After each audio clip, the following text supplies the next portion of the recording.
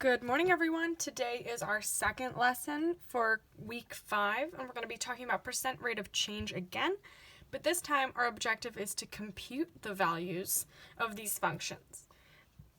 So for our video, we have a do now, definitions, and examples. Then your classwork, again, is a Google form. So for the do now, take a second to try these on your own. The directions are to compute each of the following values for the given exponential functions.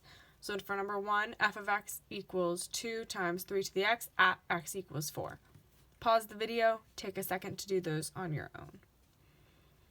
Okay, so for our first example, if I have x equals 4, I'm going to substitute in, wherever I see an x, I'm going to place a 4. So f of 4 equals 2 times 3 to the 4th.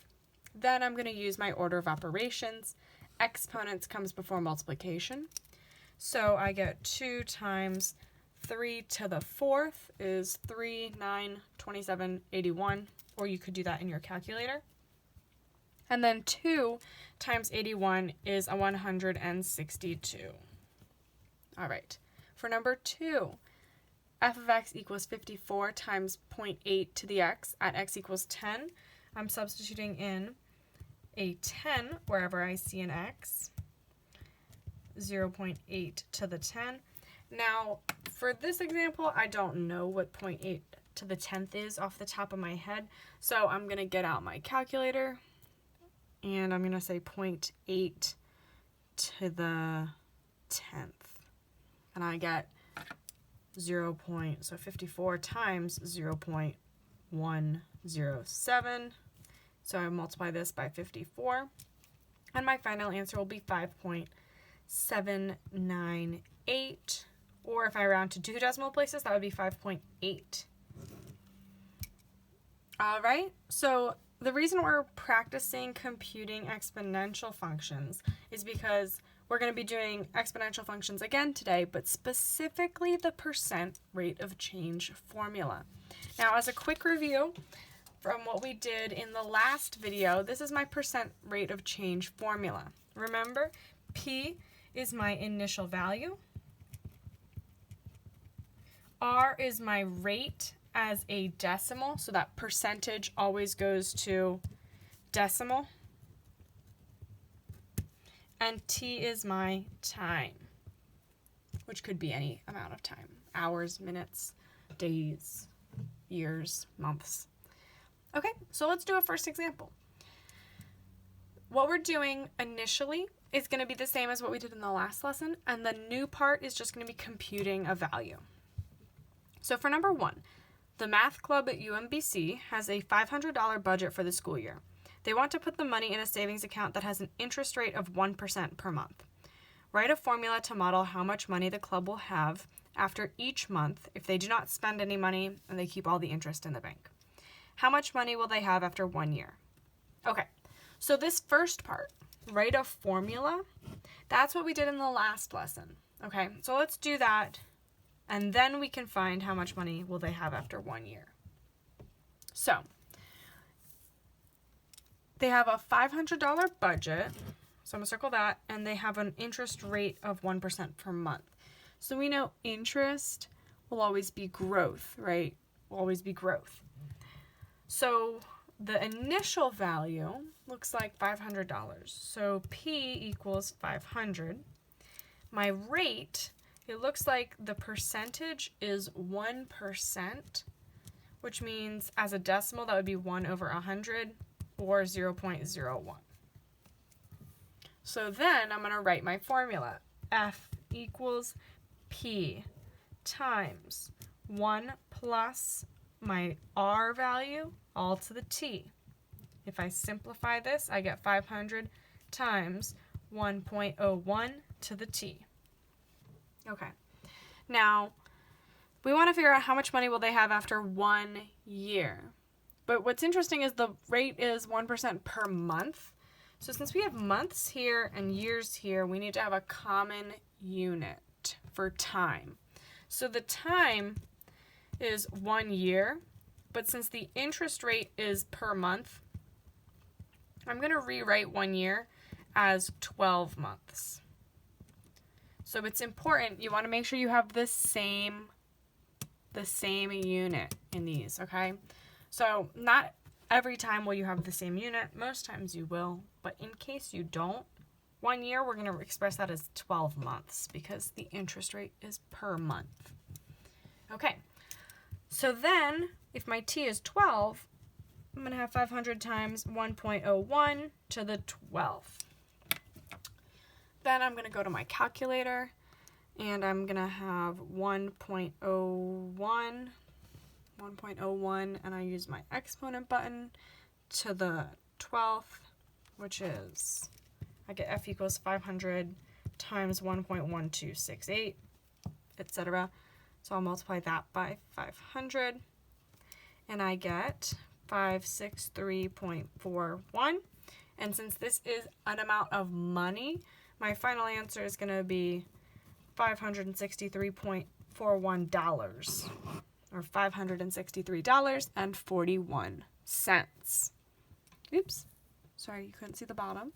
So I've got $563.41. So all we're doing here that's different from yesterday is actually substituting in a t value. We did this, or not yesterday, but the day in the video before, whenever you did it, we already know how to make these equations. Now what we're doing is substituting in a t value, making sure that it's the same unit. All right, I've got 2 more examples for you. Example number 2. The value of a car decreases by about 15% per year. Suppose Daryl buys a new car worth $30,000. Write a formula to model the worth of the car after each year. How much is the car worth after 5 years? Okay, so first we need to write a formula, then we're going to figure out how much is the car worth after 5 years. In order to write a formula, I'm going to circle my rate.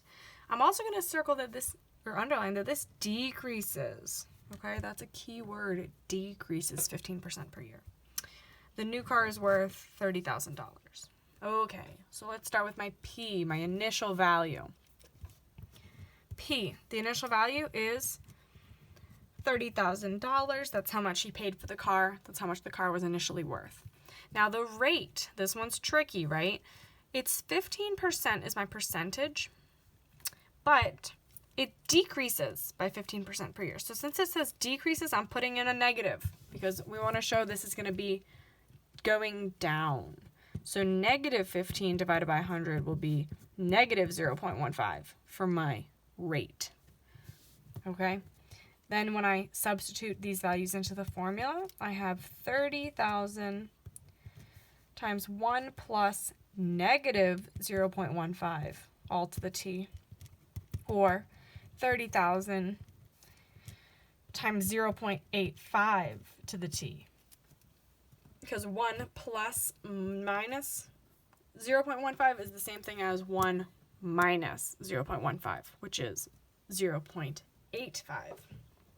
Okay, now I want to figure out how much is the car worth after 5 years. So I've got 5 and I've got years. Now I'm going to see, okay, the decrease is per year, so my units are good. We're years and years. So I can just substitute in. I'm going to say my t is 5.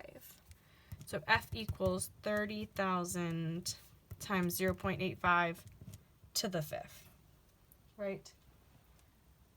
Okay, so I'm going to have to use my calculator to do 0.85 to the 5th, and then I get, I'm going to go over here, F equals 30,000 times 0.4437, so I can multiply this by 30,000. So the value of the car after 5 years is $13,311.16. Okay, so that's a pretty accurate model, right? Every year cars go down in value, so if you buy a car, it is not going to be worth as much as you bought it for in a couple years. All right, if you need any help, make sure you contact me or rewatch the video. We're going to do one more example, And then you'll have your Google classwork, which is very similar, or your Google form for your classwork grade. All right, number 3. The interest on a credit card payment is about 20% per month. Suppose Mary does not pay off her credit card bill of $350. Write a formula to model the amount of money she will owe each month if she does not pay off her credit card. How much money will she owe after 5 months? All right, so I'm going to underline. First, we need to write a formula, and then we need to figure out how much money will she owe after 5 months. And I'm going to circle 20% per month. She starts with $350. This is interest, so we know this is still going to be plus. All right. So my initial value, P, how much money did the bill start off with? $350. The rate, we're saying a 20% interest rate, which will be 20 over 100, or 0.2 is my rate. Then I can substitute these values into my formula. F equals P times 1 plus, and this is positive, 0.2 to the T. When I simplify, I get F equals 350, 1.2 to the T. Okay? Now T, we want to know how much she owes after 5 months. And months, if the interest is also in months, we are good to go. So we have F equals 350 times 1.2 to the 5th. I'm going to do my exponent in my calculator first because that's order of operations. 1.2 to the 5th is 2.488. So I have F equals 350 times 2.488. So I'll multiply this by 350, and I get my final credit card bill after 5 months is $870.91.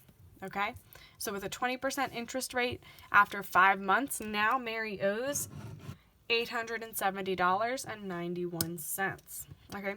So this is a real life thing, right? So if you have a credit card and you don't pay it off, then your bill just keeps getting bigger and bigger because there's interest if you don't pay your credit card off on time. So if when you get a credit card, always pay your bill on time. All right? Let me know if you have any questions on the Google classwork or about this lesson. My office hours are 11 to 12 every day, or you can text me or comment on any of your assignments. All right, have a good day. Talk to you later.